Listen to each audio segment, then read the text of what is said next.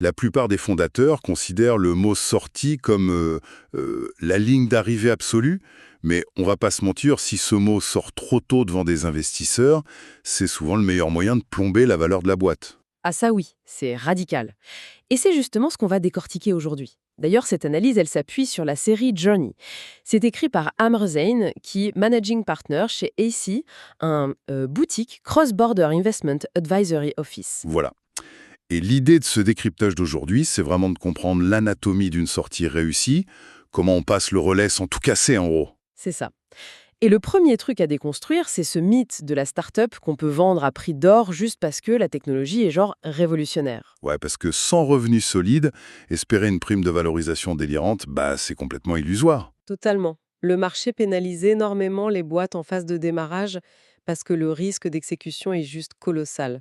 En fait, les acheteurs ne payent pas pour une idée sympa. Ils payent pour une machine qui tourne déjà, c'est ça lundi. Exactement, une machine opérationnelle et surtout dérisquée.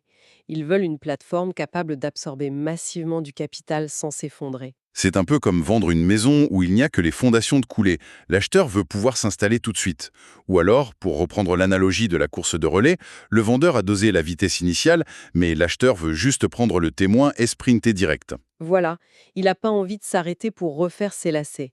La transaction ne marche que si l'entreprise est déjà à plein régime. Ok, donc une fois qu'on a le bon rythme, on le passe à qui ces témoins? Parce qu'on a les investisseurs stratégiques, le marché pré-IPO, les fonds de private equity. L'approche de AC là-dessus est très claire. Il faut privilégier des acheteurs qui ont un historique prouvé et qui vont vraiment préserver l'héritage de l'entreprise. Attends, préserver, hein. On sait très bien que les fonds d'investissement ont souvent la réputation de presser le citron.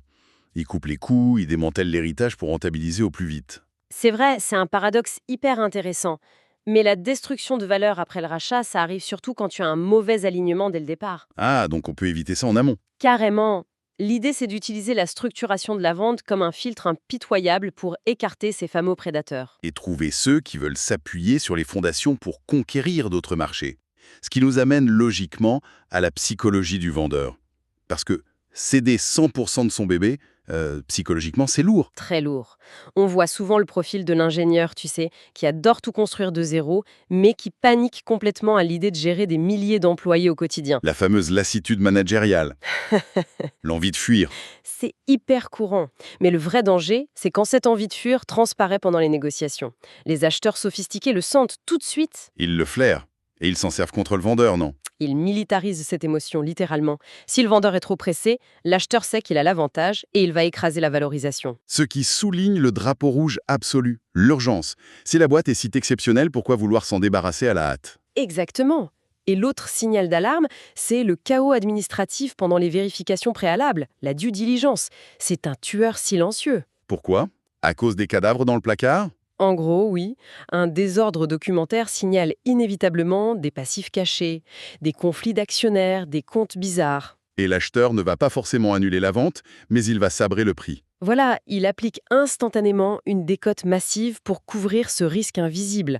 Si tu combines l'urgence du vendeur et le chaos administratif, bah c'est la vente bradée assurée. Donc pour résumer, une sortie, c'est loin d'être une simple liquidation de fin de saison, c'est un vrai transfert stratégique vers le prochain grand cycle.